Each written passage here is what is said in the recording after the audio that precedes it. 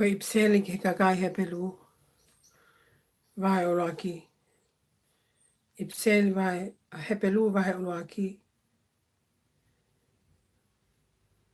Te kamatalau me no loaka e si ke ana whakaosi.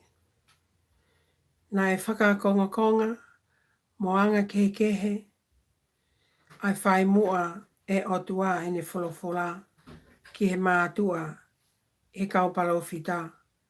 Ka e whakaosi o no aho nā ne wholofola ke te tau tolu i alo. Ai toko taha nā ne tūtu uni ko ea e o ona ai mea kotoa pe. Ai a foki na e fōwai e ne ngauhi, ai ngahi univesi. Ko toko taha ia ko e ulo atu o hono langi mo I misi o ene a fio mo oni.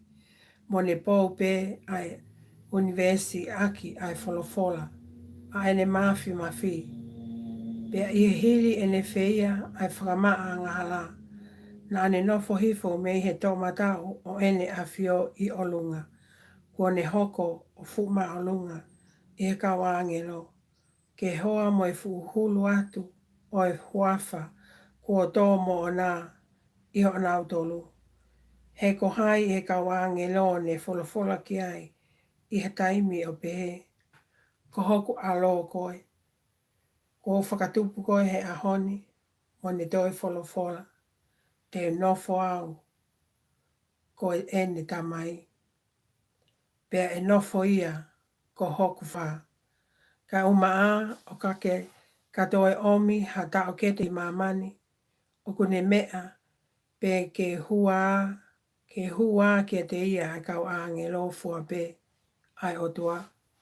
Pea I hene lau foki ke kau angelo. O kune mea o pehe. Aia o kune ngauhi e ne kau angelo koe ngahi matangi. Pea koe ne kau ngā we koe ulo I afi. Ka koe ne lau ki he alo. Ka koe ne lau ki he alo o pehe. E o tua koho taloni. O kune au sia ai kuonga o itaniti.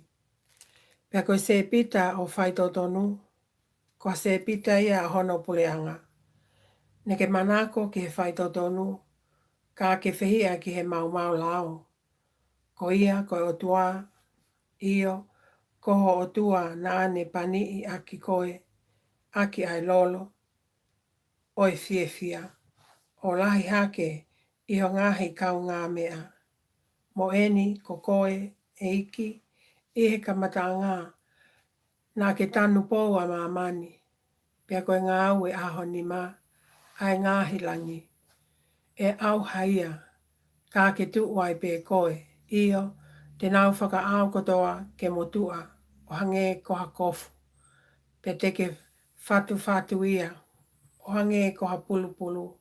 Io. E whetongia hange ha kofu. Ka pehe ai pe ai awhiona. Pea ko ngahi tau e I kai ngata.